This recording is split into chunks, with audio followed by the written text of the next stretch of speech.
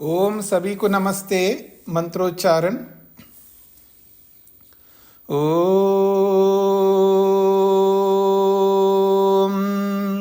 सहना भवतु सहनौ भुनक्तु सह वीर्यं करवावहै तेजस्विनावधीतमस्तु मा विद्विषावहै।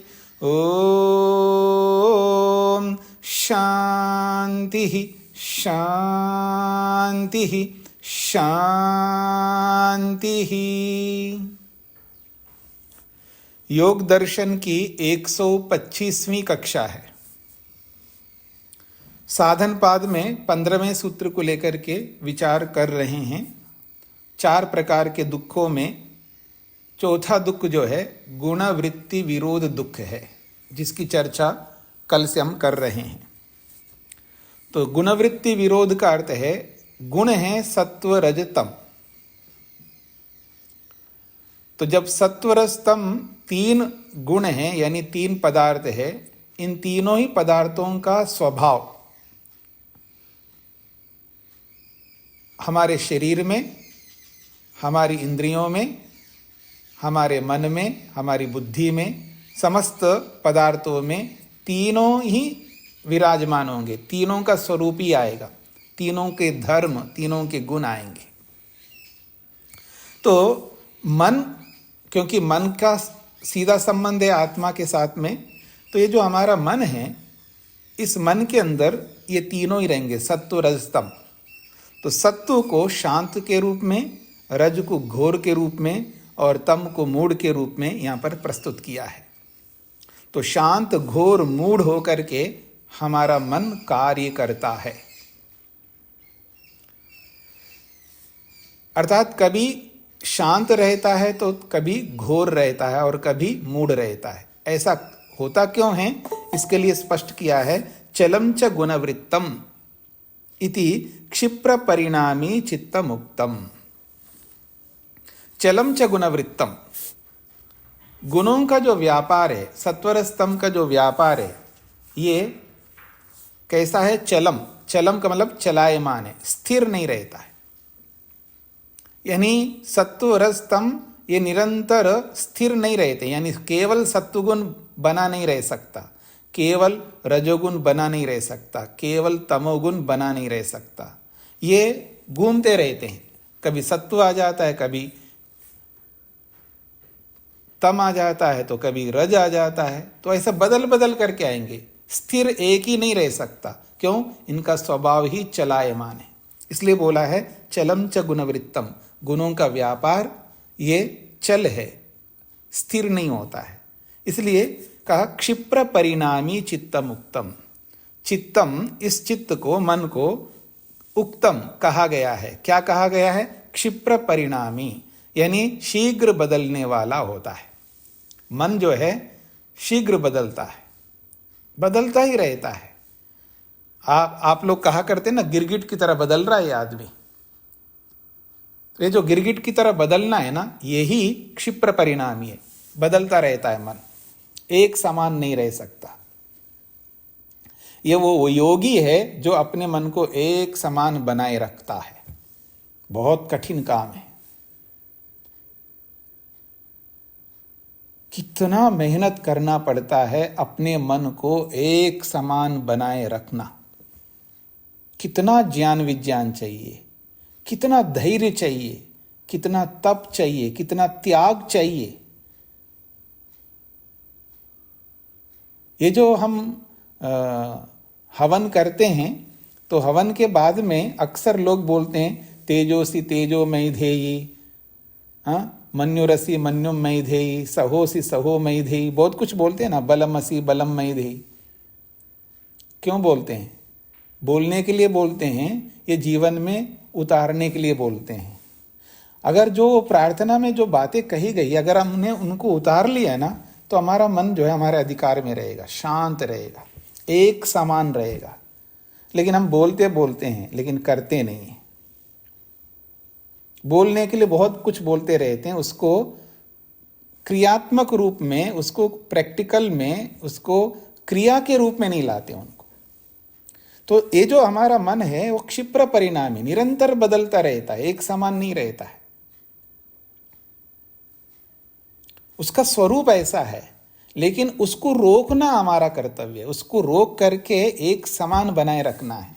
ये हमारे ज्ञान के ऊपर निर्भर करता है, हमारे विवेक के ऊपर निर्भर करता है, हमारी सहन शक्ति के ऊपर, हमारे धैर्य के ऊपर, हमारे तप के ऊपर, हमारे स्वाध्याय के ऊपर, हमारे अहिंसा, सत्य, अस्तेय, ब्रह्मचर्य, अपरिग्रह के ऊपर, हमारे शौच, संतोष, तप, स्वाध्याय, ईश्वर प्रणिधान के ऊपर निर्भर करता है।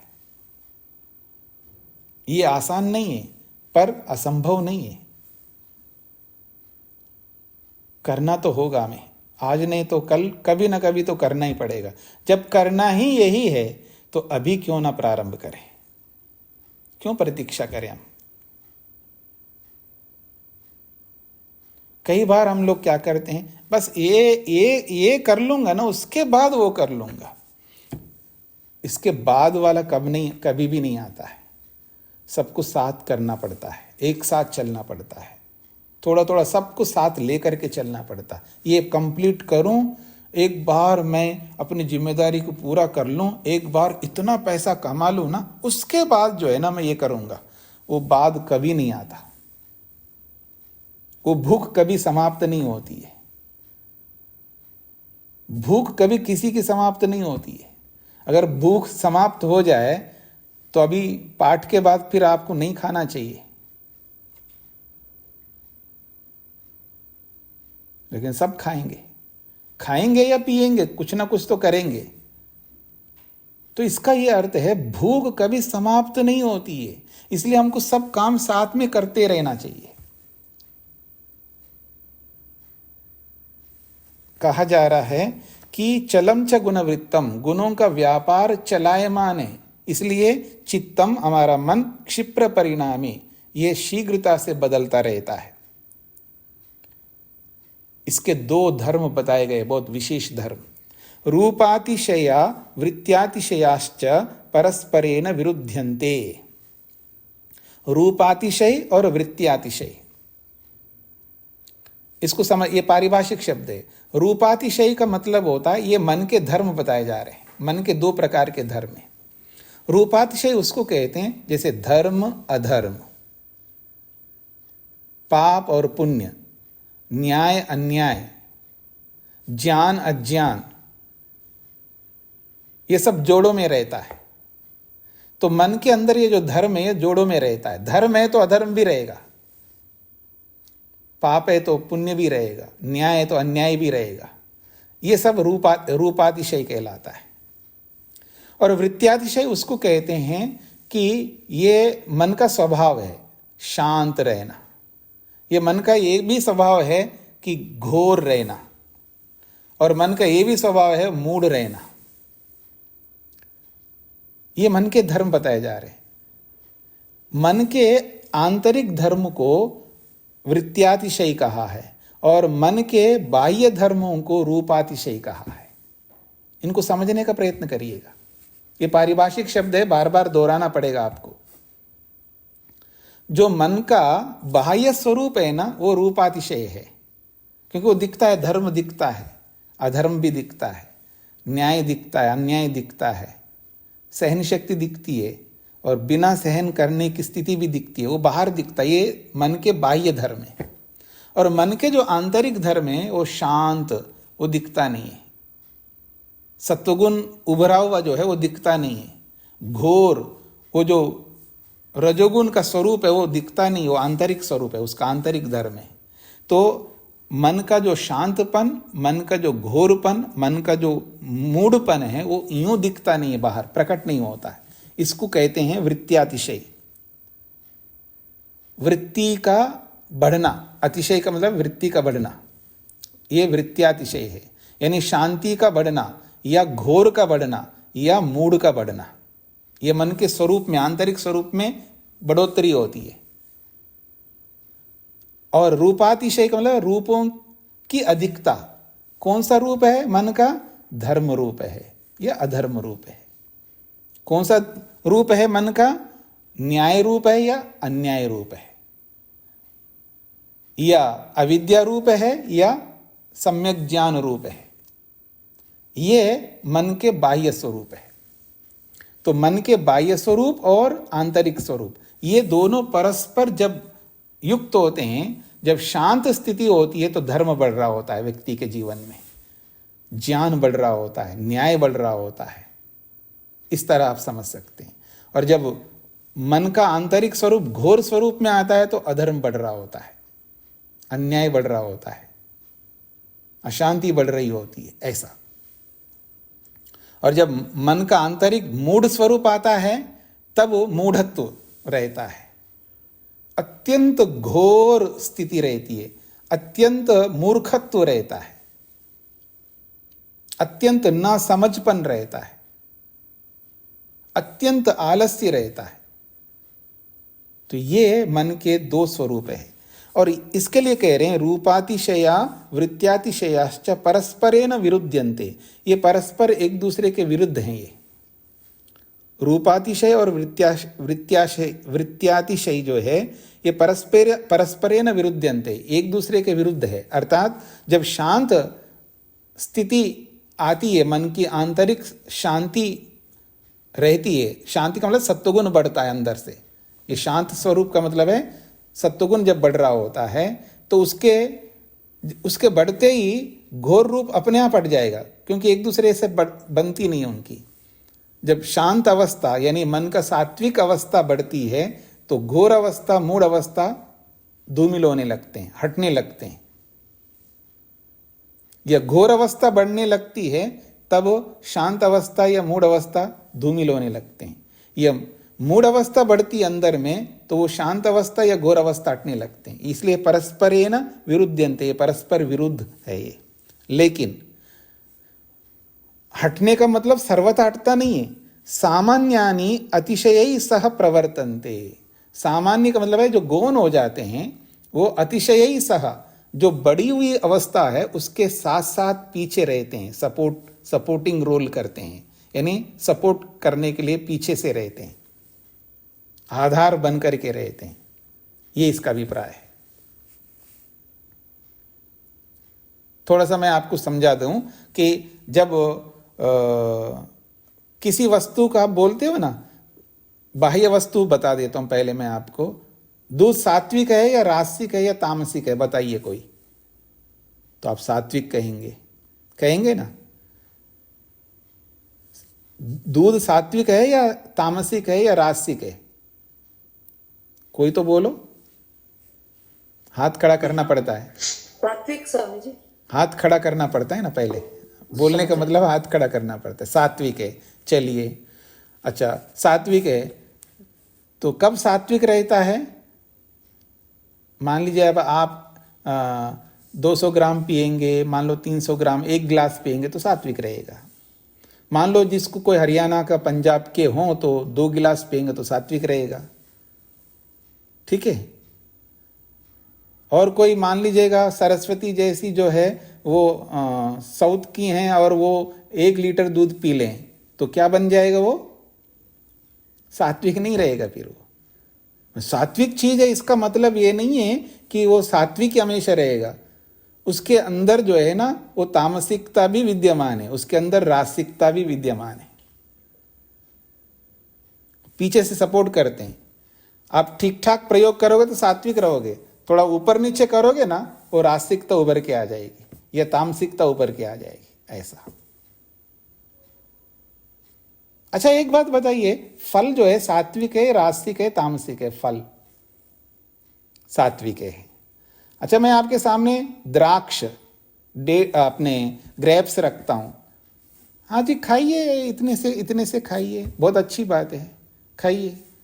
और 1 किलो खा लेना तो पता लगेगा कितना सात्विक है। डॉक्टर साहब बताएंगे तामसिकता बढ़ जाएगी, इसको नींद आएगी। तो उस वस्तु में सात्विकता है, लेकिन उस वस्तु में रासिकता भी है, उस वस्तु में तामसिकता भी है। तो दुनिया में कोई ऐसी वस्तु नहीं है जिसमें ये तीनों नहीं होते हैं। लेकिन जब मुख्य कोई रहता है तो उसके पीछे गौण बन करके वो दोनों साथ में रहते हैं। यही बात आगे कही जाएगी। तो कहते हैं कि रूपातिशया वृत्त्यातिशयाश्च परस्परेण विरुद्ध्यन्ते, ये परस्पर विरुद्ध होते हैं, लेकिन सामान्यानि तु अतिशय ही सह प्रवर्तन्ते। सामान्य जो गौण हैं वो बढ़ी हुई चीजों के साथ साथ पीछे सपोर्ट के रूप में रहते हैं। एवं एते गुणा इतरेतर आश्रयेन, एवं एते गुणा, इस प्रकार ये तीनों सत्व रस तम रूपी गुण इतरेतर आश्रयेन, एक दूसरे के सहारा बनते हुए, उपार्जिता, अपने ही कर्मों के कारण से, सुख दुख मोह प्रत्ययाः, सुख दुख और मोह ज्ञान को उत्पन्न करने वाले हैं। इसलिए सर्वे सर्वरूपा भवन्ति इति, सर्वे सर्वरूपा भवन्ति, ये बहुत महत्वपूर्ण वाक्य है। सर्वे का मतलब समस्त पदार्थ, सर्वरूपा भवन्ति, सभी रूपों से युक्त रहते हैं। कोई ऐसी वस्तु आप उठा करके देखो उसमें सात्विकता ना मिले, ये हो नहीं सकता। अच्छा, सुख कौन देता है जी? सत्वगुण देता है। तो जब कोई व्यक्ति ड्रग लेता है उससे सुख मिलता है नहीं मिलता? ड्रग्स में तमोगुण बहुलता है, ठीक है ना, तामसिकता बहुत है, लेकिन उसमें सुख भी है। और जो आपके मिस्टर्स लोग हैं ना, वो नहीं जी हम तो केवल एक पेग मात्र लेते हैं, एक दो पेग लेते हैं, बस ज़्यादा नहीं लेते हैं, ठीक है ना। तो जब वो लेते हैं ना तो क्या बढ़ता है? रजोगुण बढ़ता है। समझ में आ रहा है ना? हाँ, कोई मिस्टर ऐसा नहीं होना चाहिए वो पीता हो, हाँ पीने वाले मेरे सामने ना आ जाए मैं रोकने वाला हूं। खैर, तो ये जो स्थिति है ना, मतलब मात्रा देखिएगा, कम मात्रा लेंगे वो है तो वो तामसिक है, लेकिन मात्रा कम लेंगे तो रजोगुण को पैदा करेगा। लेकिन साथ में सुख भी देगा, वो सुख भी देता है, लेकिन सुख कम रजोगुण ज्यादा, और उसको ज्यादा पी लेंगे तो तमोगुण ज्यादा, सुख बहुत कम। तो इसलिए कह रहे हैं सर्वे सर्वरूपा भवन्ति, दुनिया में कोई ऐसी वस्तु आपको नहीं मिलेगी जिसमें तीनों नहीं होते हो। सुख भी देंगे वो वस्तु, वो सारी वस्तुएं सुख भी देंगी, वो सारी वस्तुएं दुख भी देंगी, वो सारी वस्तुएं मूढ़त्व को, मोह को भी प्रदान करेंगे, तीनों प्रदान करेंगे। कोई ऐसी वस्तु आपके पास नहीं है, ना मेरे पास है, ना किसी के पास है, जो केवल आपको सुख देती हो, केवल दुख देती हो। कोई ऐसी वस्तु नहीं, केवल मूर्खत्व को उत्पन्न करती हो, तीनों को उत्पन्न करते हैं। अब हमारा जो स्मार्टनेस है वो ये है कि हम किससे क्या लें। हमारी बुद्धिमत्ता उसमें है किससे क्या लें। तीनों होंगे, मूढ़त्व को भी उत्पन्न करेंगे और अत्यंत घोरता को भी, दुख को भी उत्पन्न करेंगे और सुख को भी उत्पन्न करेंगे। लेकिन हमें कब क्या आवश्यकता है, और उसी आवश्यकता के अनुसार हम उतना ही लेंगे जिससे हमारी आवश्यकता की पूर्ति होती है, हमारा काम चल सकता है और हम ईश्वर की ओर, मुक्ति की ओर, समाधि की ओर बढ़ सकते हैं। दुनिया में कोई ऐसी वस्तु नहीं है जिसमें मूढ़त्व नहीं हो, जिसमें दुख ना हो, जिसमें सुख ना हो। सभी तीनों हैं। इसलिए कह रहे हैं सर्वे सर्वरूपा भवन्ति इति, सभी पदार्थ सभी स्वरूपों से होते हैं। अर्थात सभी पदार्थ शांत भी होते हैं, सभी पदार्थ घोर भी होते हैं, सभी पदार्थ मूढ़ भी होते हैं। ये आप समझ लीजिएगा। गुण प्रधान भावकृतः तु येषां विशेषः। बस बात यह है कि गुण प्रधान भावकृतः तु येषां विशेष, येषां इन समस्त पदार्थों में गौण मुख्यता ही वहां विशेष रहेगा। अगर कोई मुख्य है तो उसका प्रभाव आएगा। कौन मुख्य है? तमोगुण मुख्य है तो उसका प्रभाव आएगा। यदि रजोगुण मुख्य है तो उसका प्रभाव आएगा। यदि सत्वगुण मुख्य है तो उसका प्रभाव आएगा। बाकी गौण बन करके पीछे बने रहेंगे। खड़े रहेंगे। हाँ जी, कोई कोई सास ही बोलती रहती तो बेचारी बहू जो है खड़ी रहती है बिना बोले। और कोई कोई बहू इतनी बोलती रहती उसको सास को तो अवसर ही नहीं देती है बोलने का, तो वो बेचारी सास जो है वो भी खड़ी रहती है। दोनों बोलेंगे तो कैसे कैसे काम चलेगा जी? एक ही बोलेंगे ना बोलने वाले। ये कोई लोकसभा थोड़ा है कि सब लोग बोलने लग जाएं। एक बोलेगा तो बाकी सब सुनेंगे। समझ में आ रहा है ना? तो एक मुख्य है तो एक गौण हो जाएंगे। चाहे वो पति मुख्य हो जाए तो पत्नी गौण हो जाएंगी, या पत्नी मुख्य हो जाए तो पति गौण हो जाए। दोनों मुख्य नहीं हो सकते। एक म्यान में दो तलवार नहीं आ सकते। आप बोलते हो ना, यही बात यहां पर कही जा रही है कि प्रधान भाव कृता तु एषाम विशेष। जो प्रधान होगा, जो मुख्य होगा, उसी की विशेषता रहती, बाकी गौण रहेंगे। तस्माद, इसीलिए कहना चाहते हम, दुखमेव सर्वम विवेकिनः। विवेकी के लिए सब दुख स्वरूप है, क्योंकि केवल सत्व तो मिल नहीं सकता, साथ में दुख भी मिलेगा। केवल सत्व नहीं मिल सकता, साथ में तम भी मिलेगा। और जहां तम और रज मिल रहा हो तो वहां समझ लेना दुख भी मिलेगा और मूर्खत्व भी मिलेगा। मैं ऐसे मूर्खत्व को, ऐसे दुख को नहीं चाहूंगा। ये विवेकी कहता है। कहते तस्मात् दुखम एव सर्वम विवेकिना। इसलिए विवेकी व्यक्ति के लिए ये कोई सुख स्वरूप नहीं है, उसके लिए दुख स्वरूप है। उसके लिए संसार ही दुख स्वरूप है। ये कहेंगे अभी, ये परिस्थिति है। समझने का प्रयत्न करना, बहुत महत्वपूर्ण सूत्र है। अगला अंतिम अनुच्छेद है। कहते हैं तद अस्य महतो दुख समुदायस्य प्रभव बीजम अविद्या।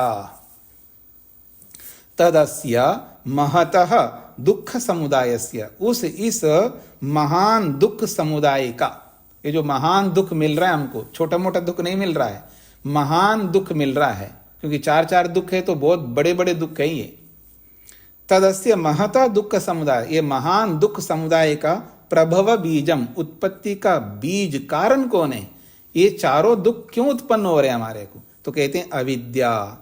इन सारे दुखों का बीज, कारण, मूल जो है अविद्या है। अविद्या है, इसलिए हमारे जीवन में चारों दुख उत्पन्न होते हैं। तस्याश्च सम्यक दर्शनम अभाव हेतु। तस्याश्च, उस अविद्या का, सम्यक दर्शनम, उचित ज्ञान, सम्यक दर्शनम का मतलब उत्तम ज्ञान, पवित्र ज्ञान, सत्य ज्ञान, अभाव हेतु, उस अविद्या को अभाव करने का कारण बनता है। यानी उस अविद्या को हटाने का कारण सम्यक दर्शन बनता है। यदि अविद्या को हटाना चाहते हैं तो सम्यक दर्शन को लाना होगा जीवन में, यथार्थ विद्या को लाना होगा। क्या करूं जी, ऐसा है स्वामी जी, ये मोह छूटता नहीं है। ऐसे कैसे छूटेगा? अपने आप थोड़ा छूटेगा मोह। ये राग नहीं छूट रहा है, ये मोह नहीं छूट रहा है, ये गुस्सा नहीं छूट रहा है। ऐसा कैसे छूटेगा? सम्यक दर्शन लाओ तो अपने आप छूट जाएगा। हम किसी को लाएंगे तभी तो जो है वो हटेगा। अब पुराना ही पहन के रखते हो कपड़े, नया लाते ही नहीं है, तो फिर वही पहनोगे। जब नया लाया ही नहीं है तो पुराने ही तो पहनोगे, और है आपके पास एक ही तो है। नया आते ही पुराना हट जाएगा। और आप चाहोगे नहीं मैं पुराना भी रखूंगा और नया भी रखूंगा, ये नहीं हो सकता। ये पहले बता चुके हैं पहले पाद में, दोनों नहीं रख सकते, एक ही रखोगे आप। दो विरुद्ध वस्तु एक साथ नहीं रह सकते, याद रखना। दो विरुद्ध वस्तु एक साथ नहीं रह सकते। इसलिए कहा है यदि हम इसको हटाना चाहते हैं तो कह रहे हैं सम्यक दर्शनम, यथार्थ बोध ले आओ, वास्तविक ज्ञान ले आओ। अपने आप आता नहीं है, लाना पड़ता है, बहुत मेहनत करना पड़ता है उसके लिए। और हम लोग कई बार, हाँ जी आई नो, मेरे को पता है, मैं जानता हूं, देखो मेरे को बताने की कोई जरूरत नहीं है, मेरे को सब पता है। अरे भाई सब पता है तो दुखी क्यों हो रहे हो? जिसको सब पता रहता है वो दुखी नहीं होता है, वो सुखी रहता है। अगर आपको सब पता है तो आप दुखी हो क्यों रहे हो? और याद रखना, दुनिया में जो दुखी हो रहा होता है, समझ लेना उसके पास अविद्या भरपूर है, भरपूर है। जो दुखी हो रहा है, टेंशन में आ रहा है, परेशान हो रहा है, क्लेशित हो रहा है, तो समझ लेना उसके पास अविद्या की कोई कमी नहीं है, भरपूर है। कोई कोई आप में से कहते, देखो ये मेरे पास पैसे की कोई कमी नहीं, बहुत पैसा है, बोलते हैं ना आप में से कोई कोई। जैसे पैसा बहुत है ना, ऐसे ही समझ लेना अविद्या बहुत है, कोई कमी नहीं अविद्या की। तो इसलिए दोनों साथ नहीं रह सकते, एक ही रहेगा हमेशा, एक समय एक रहेगा। अविद्या है तो विद्या नहीं, विद्या है तो अविद्या नहीं। तो यही कहना चाह रहे हैं, तस्याश्च सम्यक दर्शनम अभाव हेतु। उस अविद्या का अभाव का एकमात्र कारण हेतु है सम्यक दर्शनम, उसको लाना होगा। एक बहुत अच्छा उदाहरण देकर के समझा रहे। यथा चिकित्सा शास्त्रम चतुर्व्यूहम, बहुत अच्छा उदाहरण दिया। यथा जैसे कि चिकित्सा शास्त्रम, जो चिकित्सा शास्त्र है, आयुर्वेद है या आप एलोपैथी है या कोई भी पैथी मान लो, जिसको हम मेडिकल साइंस कहते हैं, चिकित्सा शास्त्र कहते हैं। ये जो चिकित्सा शास्त्र है वो चतुर्व्यूहम, 4 विभागों वाला होता है, 4 उसके पार्ट होते हैं, 4 विभाग होते हैं। चिकित्सा पद्धति के 4 भाग होते हैं। कौन होते हैं जी 4 भाग? तो कहा रोगो रोग हेतु आरोग्यम भेषज्यम इति। वो कहते हैं चिकित्सा शास्त्र 4 भागों वाला होता है, 4 पर्वों वाला होता है। एक है रोग, चिकित्सा शास्त्र का सबसे पहला जो है रोग। दूसरा है रोग का कारण। हाँ जी, क्या हुआ है जी? कुछ पता नहीं चला जी, डायग्नोज ही नहीं हो रहा है। हुआ कुछ है जरूर, लेकिन डायग्नोज नहीं हो रहा है, रोग का कारण नहीं पता लग रहा है। कारण पता लगना चाहिए। अगर कारण नहीं पता लगेगा तो उसका उपाय कैसे करेंगे? तो कहले पहला रोग, फिर रोग का कारण, रोग हेतु, फिर कहा आरोग्यम, स्वास्थ्य। आरोग्यम का मतलब है स्वास्थ्य, और भेषज्यम का मतलब है औषधि। ये चिकित्सा शास्त्र के 4 विभाग हैं। रोग, रोग का कारण, आरोग्य, स्वास्थ्य, और स्वास्थ्य के लिए औषधि या स्वास्थ्य का उपाय। ये चिकित्सा शास्त्र के 4 भाग हैं। कह रहे हैं एवं, इसी प्रकार से इदमपि शास्त्रम चतुर्व्यूहम एव। ये जो योग शास्त्र है ये भी 4 विभागों वाला है। जैसे चिकित्सा शास्त्र 4 विभागों वाला है, ऐसा ही ये योग शास्त्र भी 4 विभागों वाला है, 4 परों वाला है। देखो संयोग से इस योग शास्त्र के पाद भी 4 है। देखो संयोग ऐसा आया है, इस योग शास्त्र के पाद भी 4 हैं। लेकिन यहां कह रहे हैं इस योग शास्त्र के 4 भेद हैं, 4 विभाग हैं, 4 पर्व है, इसलिए कहा चतुर्व्यूहम। 4 विभागों को व्यूह कहते हैं यहां पर। तद यथा, जैसा कि संसार, इस योग शास्त्र का एक भाग है संसार। ये संसार को बखूबी से परोसता है। संसार क्या होता है दिखाता है ये योग शास्त्र, संसार। दूसरा है संसार हेतु, इस संसार में आने का कारण क्या है ये भी अच्छी तरह बता देता है ये शास्त्र। संसार क्या है, संसार को दिखाता है ये शास्त्र। जैसे चिकित्सा शास्त्र जो है वो अच्छी तरह दिखा देता है रोग क्या होता है, अच्छी तरह समझा देता है, रोग क्या है उसको अच्छी तरह समझा देता है। जैसे चिकित्सा शास्त्र रोग को प्रस्तुत करता है, रोग देखो ऐसा रोग होता है, तो ऐसे ही ये योग शास्त्र संसार क्या है उसको प्रस्तुत करता है। फिर दूसरा है संसार हेतु। अब संसार है तो संसार का कारण भी होना चाहिए। तो ऐसे चिकित्सा शास्त्र ये भी कहता है रोग आया क्यों, तो उसका कारण भी बताएगा, इस कारण से रोग आया। हमारा जो आयुर्वेद है ना बहुत महत्वपूर्ण है, और दुनिया भर की जितनी भी चिकित्सा पद्धतियां हैं दुनिया भर की, उन सब का एकमात्र आधार बेस आयुर्वेद है, एक ही है। क्योंकि सब नई पद्धतियां हैं, नई विकसित की हुई पद्धतियां हैं। और ये विकसित नहीं किया आयुर्वेद, वेद का उपवेद है, याद रखना। जब से वेद है तब से आयुर्वेद है, ये याद रखना। जब से वेद है तब से आयुर्वेद है। ये अलग बात है, आयुर्वेद को प्रस्तुत करने वाले बदल सकते हैं, लेकिन आयुर्वेद विद्या नहीं बदल सकती है। समझ में आ रहा है आप सबको? समझने का प्रयत्न करना। आयुर्वेद प्रारंभ से, जब से वेद है तब से आयुर्वेद है। और यह भी समझना, जब से वेद है तब से योग विद्या है। विद्या वही है, बस इस विद्या को प्रस्तुत करने वाले पतंजलि बदल सकते हैं। अगली सृष्टि में पतंजलि है, होंगे, ये नहीं हो सकता।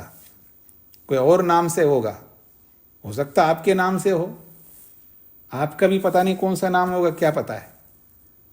तो इस विद्या को प्रस्तुत करने वाला बदल सकता है, लेकिन विद्या नहीं बदल सकती। विद्या तो विद्या है, हमेशा एक जैसी रहती है। तो आयुर्वेद तो अनादिकाल से चला आ रहा है, ये आज की नहीं है ये विद्या। बाकी ये जितनी भी पद्धतियां आज हमने मतलब लोगों ने विकसित की है, तो कल की है। तो इस दृष्टि से कहा जा रहा है संसार, संसार का कारण। जैसे रोग, रोग का कारण। फिर कहा आरोग्यम, चिकित्सा पद्धति में स्वास्थ्य प्रमुख होता है, और इस संसार में मोक्ष प्रमुख होता है। तीसरा है विभाग मोक्ष। जैसे चिकित्सा पद्धति में स्वास्थ्य, आरोग्य प्रमुख होता है, चिकित्सा शास्त्र जो है उसका टारगेट है आरोग्य। चिकित्सा शास्त्र का टारगेट है स्वास्थ्य। एन केन प्रकारेण, जिस किसी भी रीति से आपको स्वस्थ रखना, उस आयुर्वेद का एकमात्र उद्देश्य है। जैसे आयुर्वेद का एकमात्र उद्देश्य आरोग्य है, स्वास्थ्य है, तो इस योग शास्त्र का एकमात्र उद्देश्य है मोक्ष दिलाना। ये तीसरा कारण है। अब आरोग्य के लिए भेषज चाहिए, औषधि। आरोग्य रहने यानी स्वस्थ रहने के उपाय, किस रीति से स्वस्थ रह सकते, उसका क्या उपाय है, स्वस्थ होने के उपाय क्या क्या है। जब हम बड़े बड़े शिविर लगाते थे, सुबह से लेकर शाम तक ऐसी लाइन लगती थी भीड़ रोगियों के। और जब हम शुरू में जब उनको देखते थे तो ऐसा लगता था, ये भगवान, इस आदमी को कोई दिलचस्पी नहीं है उपायों को समझने का, उसको बस उसको गुट्टी दे दो आप, दवाई। वो ना पथ्य सुनता है और ना कारण सुनता है, कुछ नहीं सुनता। वो यही सुनता है कि बस आप भाई, उसका दिमाग लगता ही उसी में, आप दवाई बताइए, बस उसी आ जाता, दवाई बताइए। उसको उपाय नहीं सुनना है, स्वस्थ रहने का उपाय नहीं सुनना है। इसलिए डॉक्टर लोग जो है ना आजकल वो पक चुके होते हैं, इसको कोई उपाय सुनने को इंटरेस्टेड नहीं है ये आदमी, बस इसको दवाई लिख दो। इसलिए वो सबसे पहले वो देखते हुए दवाई लिखते जाते हैं। आज देखते जाते हैं दवाई, हाँ हाँ हाँ हाँ हाँ, इधर नीचे पेन चलता रहता है और बस उसको पर्ची पकड़ा देता है, जाओ गो 2 मिनट। मैं एक डॉक्टर के पास गया हूं, बहुत प्रसिद्ध डॉक्टर है, बड़े मुश्किल से अपॉइंटमेंट मिला है, और उनके पास गया था जब मैं विद्यार्थी के रूप में पढ़ रहा था, तब की बात है। जब गया तो 2 मिनट मैंने टाइम देखा, बिल्कुल 2 मिनट दिया। वो सुनता जा रहा और नीचे लिखता जा रहा और पर्ची पकड़ा दिया, गो, बस हो गया। 2 ही मिनट का अपॉइंटमेंट मिला, 2 मिनट। आप सोच सकते हैं, क्योंकि वो पक चुके होते हैं, उनको कोई दिलचस्पी नहीं होते हैं पेशेंट्स को, कि रोगी को ये नहीं सुनना है उनको कि क्या करना है मेरे को, उनको ये सुनना आप क्या दे रहे हो दवाई, बस वो सुनना है। तो ये कहना चाहते हैं भेषजम, औषधि, औषधि नहीं है, भेषजम उपाय है, स्वस्थ रहने के उपाय है। और उपाय ही औषधि, यहां पर भेषज का अर्थ औषधि होता है, लेकिन वो औषधि का मतलब है उपाय। स्वस्थ रहने के उपायों को ही औषधि कहा जाता है। वो कोई भी उपाय हो सकता, वो गुट्टी भी वाली यानी टैबलेट भी उपाय हो सकता है, और दिनचर्या भी उपाय हो सकता है, पथ्य भी, बहुत कुछ है उपाय। तो ये कहना चाह रहे हैं, तो मोक्ष जो है इस शास्त्र का उद्देश्य है, तीसरे स्थान पर है। और मोक्ष है तो मोक्षोपाय, उस मोक्ष का उपाय भी चाहिए। मोक्ष ऐसे थोड़ा ही मिलेगा, आपके सिर पर हाथ धर दूं मैं तो आपको मुक्ति मिल जाएगी जी, बड़ा सरल है। कुछ लोग तो हमारे हाथ ऐसे उठा करके अपने सिर पर रखवाते हैं ऐसे। हाँ, याद रखना, समझ रहे हो? आपको ये नज़ारा देखना हो ना, जहां कहीं पर भी हवन यज्ञ समापन जहां होता है, समापन के बाद में यजमानों को देखना, यजमान तो छोड़िए श्रोतागण को देखना, वो जा करके पंडित जी के पास, मेरे ऊपर नहीं रखा, मेरे ऊपर, अगर कोई नहीं रख रहा है तो वो उसके हाथ पकड़ करके उसके सिर पर रखवा लेता है। कितना आसान है ना आशीर्वाद, कमाल है। ये मोक्ष ऐसा तो नहीं है जी, किसी के सिर पर हाथ रखने मात्र से उसको मोक्ष मिल जाए, इतना आसान नहीं है।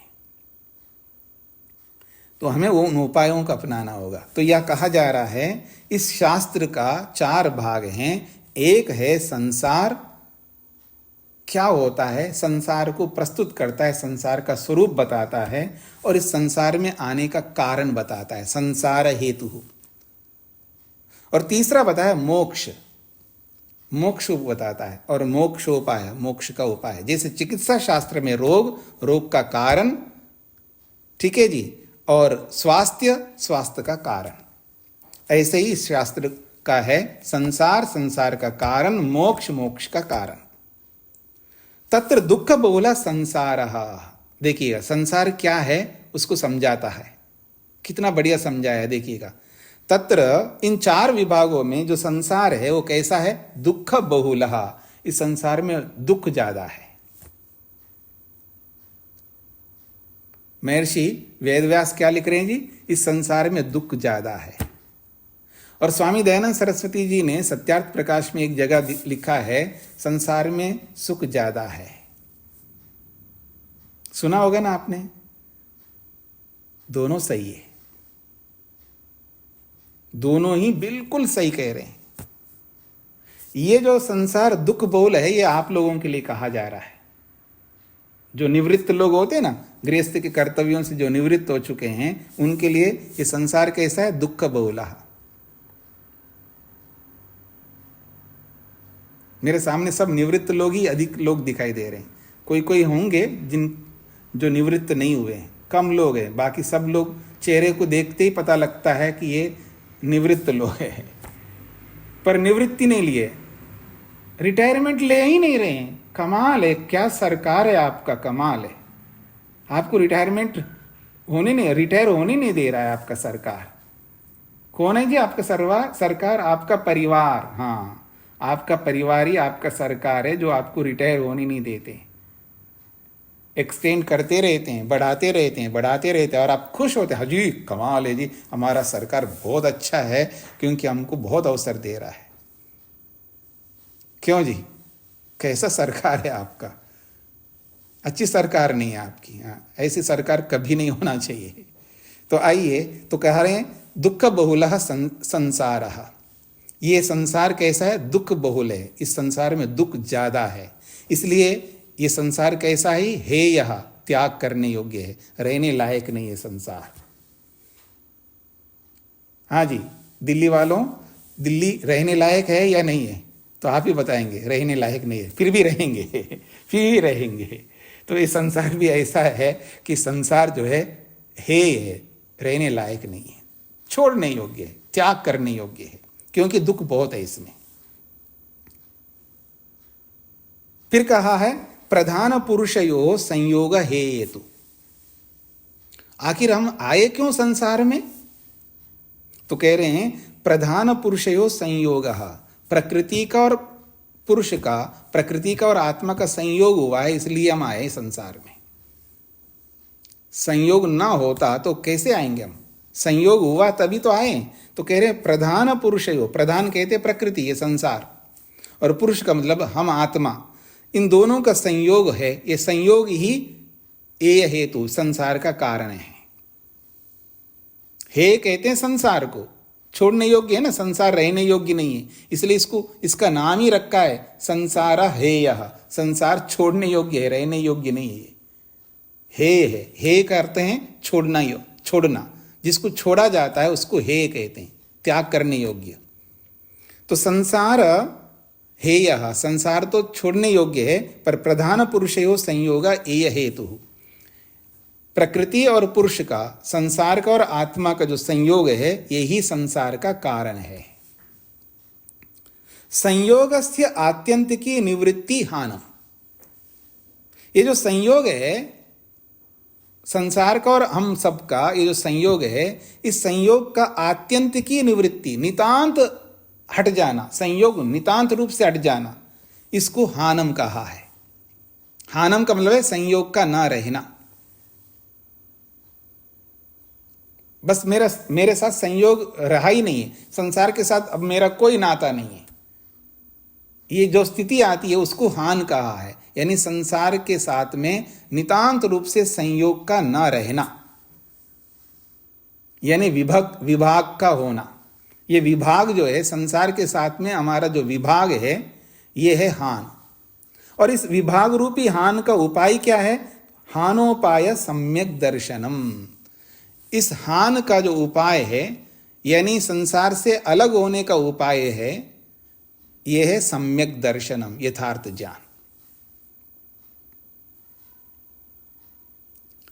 अब एक बहुत अच्छी बात कही जा रही है, तत्र हातु, ये छोड़ने वाला जो हातु है, ये षष्ठी विभक्ति का है।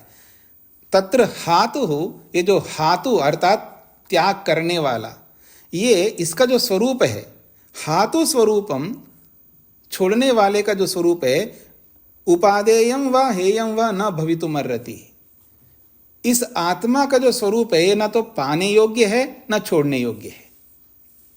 इसको समझने का प्रयत्न करना। हातु स्वरूपम, ये जो त्याग करने वाला जो जीवात्मा, इसका जो स्वरूप है, न उपादेयम व हेयम व न भवितुमर्हति, ये ग्रहण करने योग्य है और न छोड़ने योग्य है। इसको समझने का प्रयत्न करना।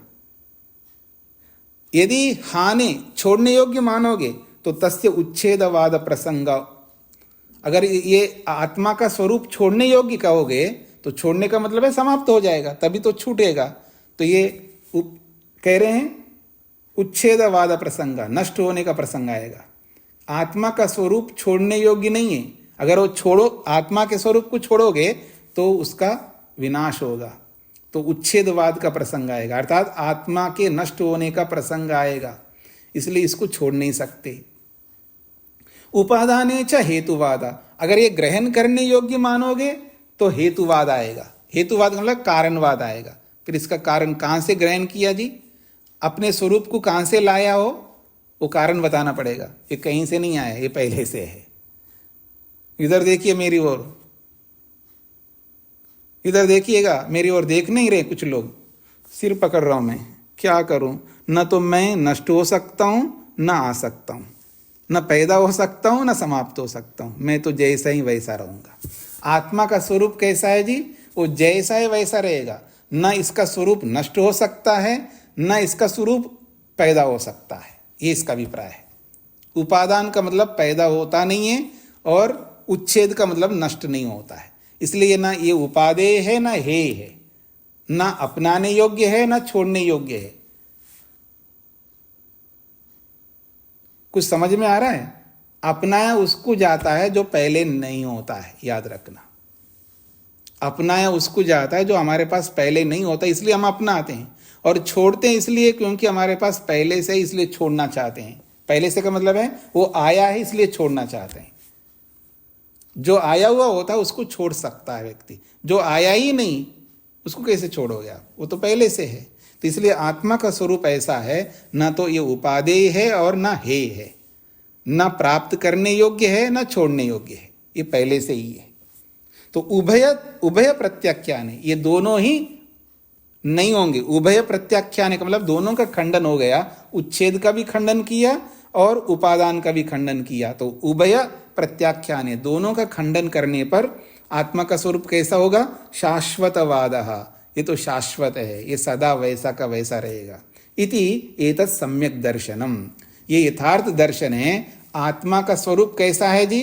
न प्राप्त हो सकता है इसका स्वरूप, न जा सकता है, नष्ट हो सकता है, अर्थात जैसा है वैसा ही रहेगा। ये यथार्थ दर्शन है, सम्यक दर्शन है। ये आत्मा का स्वरूप बता दिया साथ में। हाँ जी, सब कुछ स्पष्ट हो गया है आत्मा का स्वरूप। किसी को कोई प्रश्न करना हो तो कर सकते हो।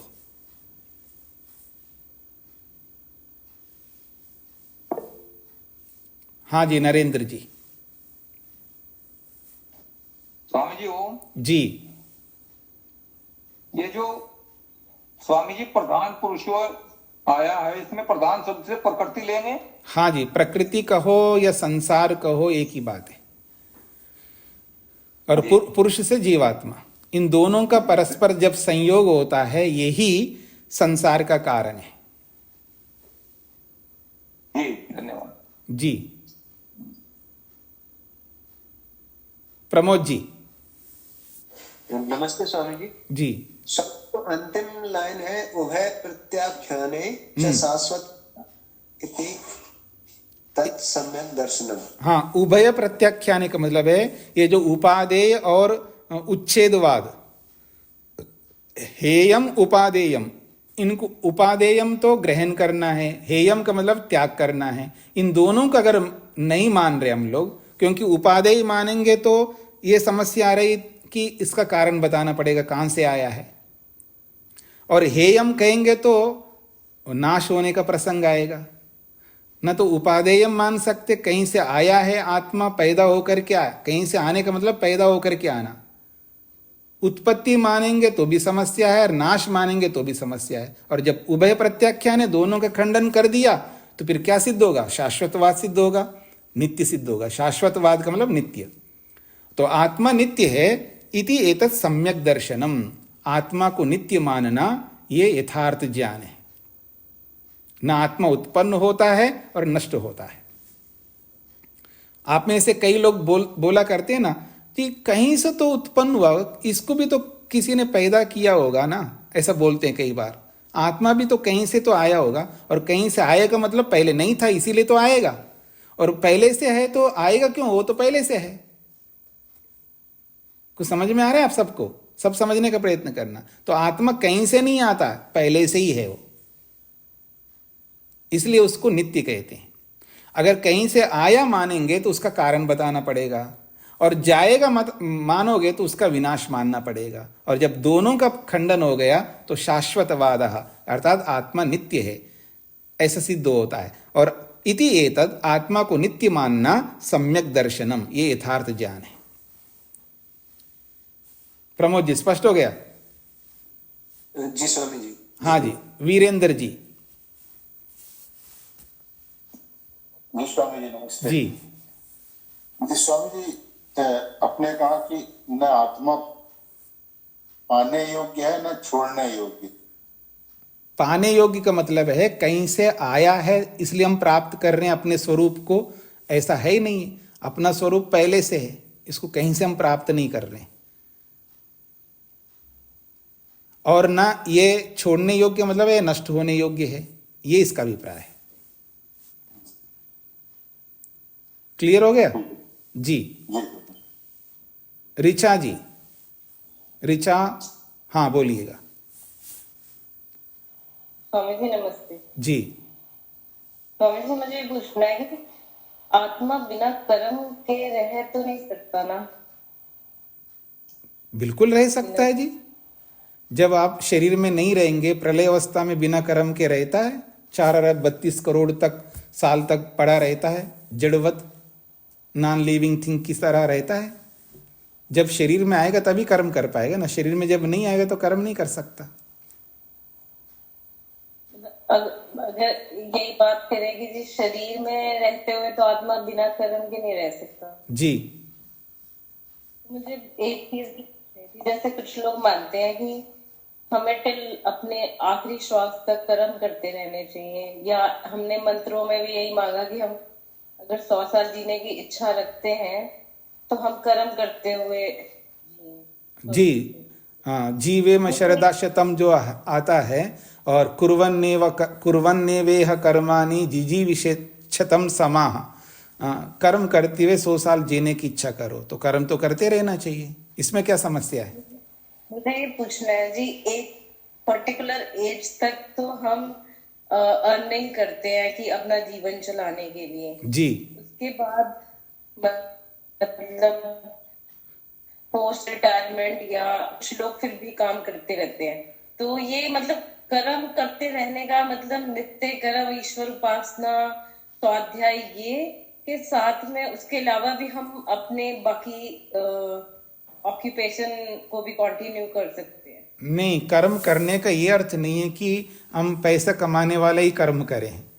कर्म करना चाहिए, ये नहीं है कि पैसे कमाने वाला कर्म। पैसा कमाने वाला कर्म तो एक लिमिटेशन है उसका, एक सीमा है उसकी। वही कर्म नहीं करना। वो कर्म करेंगे तो दूसरे कर्म कौन करेगा? वो तो मटेरियलिस्टिक चीज़ों को पाने के कर्म कर रहे हैं हम लोग, और नॉन मटेरियलिस्टिक जो चीज़ है उसको पाने के लिए कब कर्म करेंगे?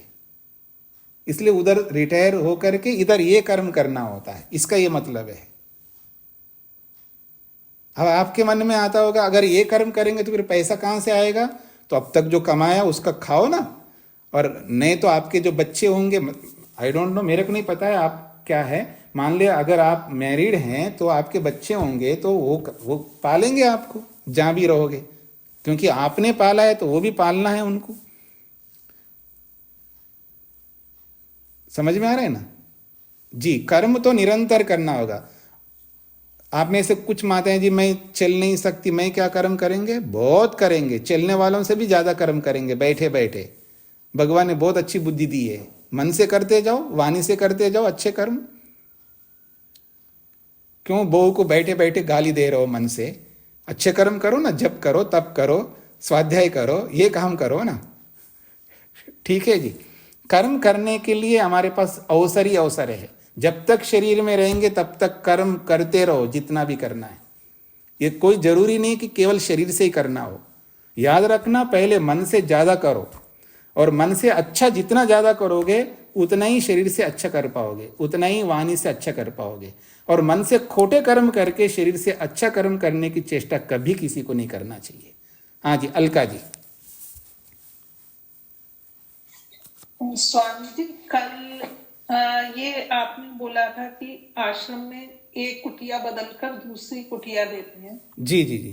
तो घर पर जैसे हम एक पर्टिकुलर जगह पे सोते हैं, अगर दूसरी जगह पे सोना पड़े तो नींद नहीं आती है, डर नहीं लगता। जी जी। डर नींद नहीं आएगी। तो कुटिया को बदल कर देने का ये पीछे उद्देश्य क्या रहता है? हाँ, ये इसी डर को हटाना होता है। हर जगह रहना सीखना होता है व्यक्ति को। हर सिचुएशन में, हर परिस्थिति में व्यक्ति को रहना आना चाहिए। एक कला है जीने की, इसलिए हम बदलवाते हैं।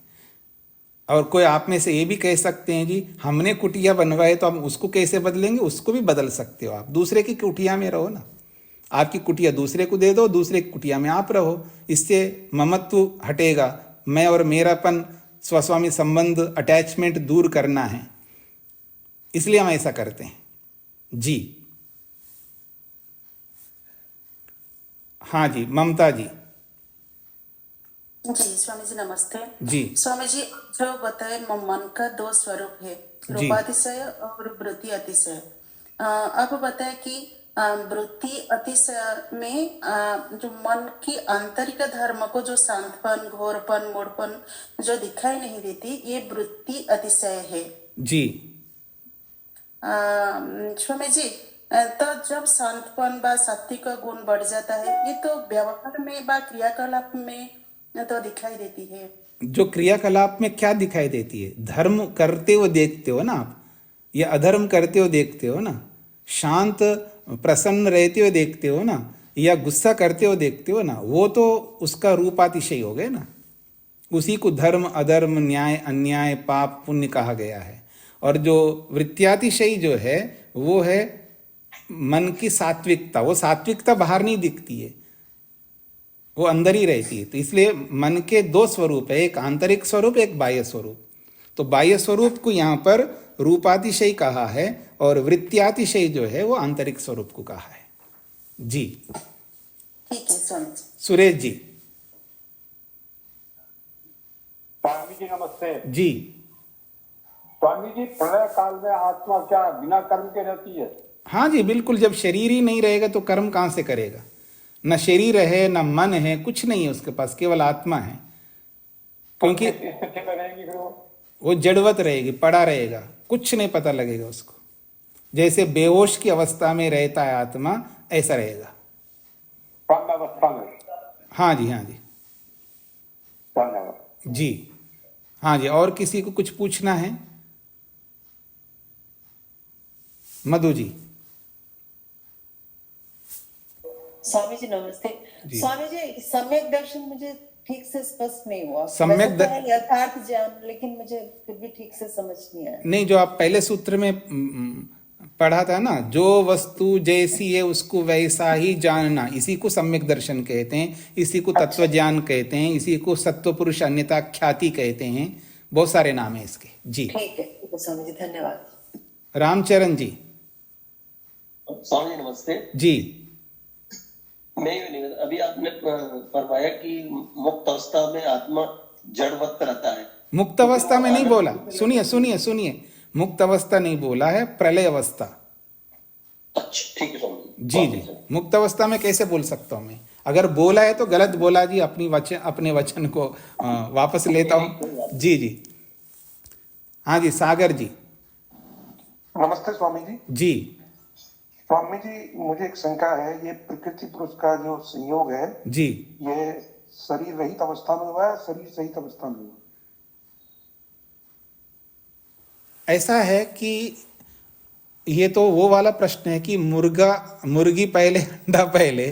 तो ऐसा है कि ये अनादि है प्रवाह से, अनादि होने के नाते प्रारंभ इसका कुछ नहीं है। लेकिन संयोग जो होता है वो अविद्या जीवात्मा का अल्पज्यत्व से उत्पन्न होता है। अविद्या जो है वो जीवात्मा के अल्पज्यता के कारण से उत्पन्न होता है। तो हम जब शरीर में आते हैं तब ये होता है, तो शरीर में आए कैसे? पहले कर्म तो रहे नहीं, ये वाली स्थिति नहीं यहाँ पर। ना यहाँ पर प्रारंभ है ना एंड है, तो एक साइकिल है। वी डोंट नो, हमको नहीं पता है, पर यह है एक साइकिल है, साइकिल से ये रूटीन में चल रहा होता है। जी धन्यवाद स्वामी जी। जी। रचना जी।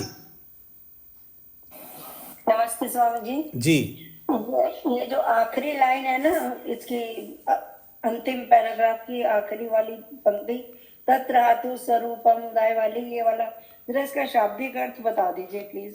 तत्र का मतलब है इस प्रसंग में हातु कहते हैं जीवात्मा को। तो हातु स्वरूपम, जीवात्मा का जो स्वरूप है वो ऐसा नहीं है। कैसा? न तो उसका स्वरूप उपादेय है, ग्रहण करने योग्य है, और वा का मतलब अथवा हेयम, छोड़ने योग्य है। न भवितुमर्हति, न उपादेय हो सकता है, भवितुम न भवतिमर्हति का मतलब है न तो उपादेय हो सकता है न हेय हो सकता है। इति, इस प्रकार यदि मान लीजिएगा हाने, यदि छोड़ने योग्य मानते हैं, हाने का मतलब है आत्मा के स्वरूप को छोड़ने योग्य मानते हैं, तो तस्य उच्छेदवाद प्रसंगा, उसके विनाश होने का प्रसंग आएगा। यदि उसके स्वरूप को उपादाने, ग्रहण करने योग्य मानते हैं, तो हेतुवाद, तो उसके कारण का प्रसंग आएगा कि इसका कारण बताना पड़ेगा कि कहाँ से आया है ये। उभय प्रत्याख्याने, दोनों को हटा देंगे तो शाश्वतवाद, आत्मा का शाश्वतवाद सिद्ध होता है, अर्थात आत्मा नित्य है ऐसा सिद्ध होता है। इति एतत् सम्यक दर्शनम, आत्मा का शाश्वतवाद जो है, आत्मा का जो नित्यत्व है, ये यथार्थ ज्ञान है। जी जी, धन्यवाद। महिमा जी। नमस्ते स्वामी जी। जी स्वामी जी, क्या ईश्वर को भी हमारा आदि और अंत नहीं पता? मतलब ईश्वर भी नहीं जानता, मतलब ये समझ नहीं आता कभी भी मुझे अनादि वाला। देखिए ऐसा है कि ईश्वर यही जानता है कि मैं अनंत हूँ, मेरा कोई आदि नहीं है ना कोई मेरा अंत नहीं, यही जानता है ईश्वर, जैसा है वैसा जानता है ना। इसमें समझ में ना आना क्या होता है, मैं जैसा हूं वैसा अपने आप को समझ रहा हूं, ना मेरा आदि है ना अंत है। मैं व्यापक हूं तो व्यापक समझ रहा हूं, नहीं मैं कहीं से प्रारंभ नहीं होता हूं ना कहीं समाप्त नहीं होता हूं, मैं अनंत हूं, तो अनंत को अनंत समझना है। स्पष्ट हो रहा है? आत्मा को भी वो जानता है कि आदि, मतलब आत्मा का आदि अनंत नहीं जानता, मतलब नहीं, आत्मा नित्य है, अर्थात आत्मा ना उत्पन्न होता है ना नष्ट होता है, तो वो ऐसा ही जानता। जैसे मैं ना उत्पन्न होता हूं ना समाप्त होता हूं, ईश्वर समझता अपने आप को, मैं ना तो उत्पन्न होता हूं ना समाप्त होता हूं, और आत्मा भी ना उत्पन्न होता है ना समाप्त होता है, और जो प्रकृति सत्वरस्तम है ना वो उत्पन्न होता है ना समाप्त होता है, ऐसे ही जानता है जैसा जो वस्तु है। इसी को सम्यक दर्शन कहते हैं। जो वस्तु जैसी है उसको वैसा ही जानना, वैसा ही समझना और वैसा ही उसके साथ व्यवहार करना, यह है सम्यक दर्शन। इसमें ये भी हो सकता है स्वामी जी कि हमारी बुद्धि में वो ज्ञान आना नहीं, इसलिए हमें बताया ही नहीं गया, ऐसा कुछ है? नहीं, ऐसा कैसे होगा, तब तो वो मिथ्या ज्ञान हो जाएगा ना, वो तो मिथ्या ज्ञान है। हम समझ नहीं सकते, इसलिए कई बार बच्चों को हम डांटते रहते हैं, तुझे पता नहीं है, कई गलत पाठ पढ़ाते रहते हैं। ऐसा नहीं पढ़ा सकते हम गलत पाठ, अगर पढ़ाएंगे सही पाठ पढ़ाएंगे। तो अगर बच्चा नहीं जान सकते तो उनको यही कहेंगे अभी आप समझ नहीं पाएंगे, जब आप समझने के सामर्थ्य हो जाएगा आपका तब आपको बताएंगे। अभी नहीं समझ सकते इसलिए नहीं बता, नहीं हम समझ सकते, आपको लग रहा है आप समझ सकते हैं, मैं आपसे बड़ी हूँ, बड़ा हूँ, जो भी माता है पिता है वो यही कहेंगे आपसे हम बड़े हैं, अनुभव में बड़े हैं, सबसे बड़े हैं, इसलिए अभी आपके पास ये सामर्थ्य नहीं, इसलिए आप इसमें आग्रह नहीं कर सकते, पर सही बोलेंगे, गलत कभी नहीं बोल सकते। तो इसको यहीं पर विराम देते हैं। फिर मधु जी आपका कोई प्रश्न होगा तो कल देखना, तो कल आप कक्षा करना चाहेंगे? आज भी बहुत कम लोग आ रहे हैं। आप लोग छोटा सा प्रश्न है। हाँ बोलिए। अपने स्पष्ट कर दीजिए। स्वामी जी, अभी बात हो रही थी प्रधान और पुरुष की जी, तो वो तो जन्म से नहीं होगा। प्रधान पुरुष का जब संयोग होता है तो जन्म होता है, तभी तो होता है प्रधान और पुरुष का जन्म। जब वो प्रलय अवस्था में तब तो प्रधान और पुरुष का संयोग नहीं है। हाँ, तो जन्म होता है तभी संयोग होता है।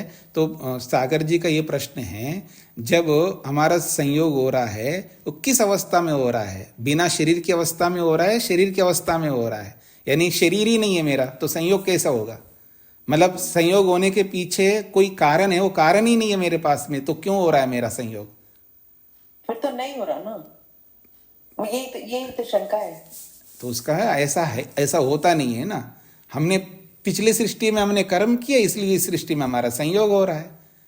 अच्छा, पिछले सृष्टि में भी कब किया? तो उससे पिछले सृष्टि, तो कहीं तो प्रारंभ होगा, ये आकर के रुकेंगे आप, तो कहीं से प्रारंभ नहीं होता, ये साइकिल है, इसमें कोई प्रारंभ नहीं होता है ना अंत होता है। जब ऐसा ही समझना है हमको, तभी हम समझ पाएंगे। अगर वहां हम ना समझना चाहेंगे तो फिर कभी समझ में नहीं आएगा। जब साइकिल है वो गोल है, उसका स्टार्टिंग पॉइंट ही नहीं दिखता, एंडिंग पॉइंट ही नहीं दिखता, तो आप क्यों देखना चाह रहे हैं? जहाँ स्टार्टिंग पॉइंट होता ही नहीं है तो उसको क्यों देखना चाहते हैं आप? एंडिंग पॉइंट ही नहीं होता है तो क्यों देखना चाहते हैं? इसलिए हम देखना चाहते हैं जहाँ स्टार्टिंग पॉइंट एंडिंग पॉइंट होता है दुनिया में, हमारा उसी में दिमाग लगा रहता है। हम उससे ऊपर उठ करके उसमें भी दिमाग लगाएं जहाँ नहीं होता है, तो आसानी से समझ में आ जाएगा। टाइम लगेगा, तो इसको यहीं पर विराम देता हूं। ओम शांति शांति शांति ही। तो कल कक्षा होगी, चाहे आप कितने ही लोग आए, कल कक्षा होगी।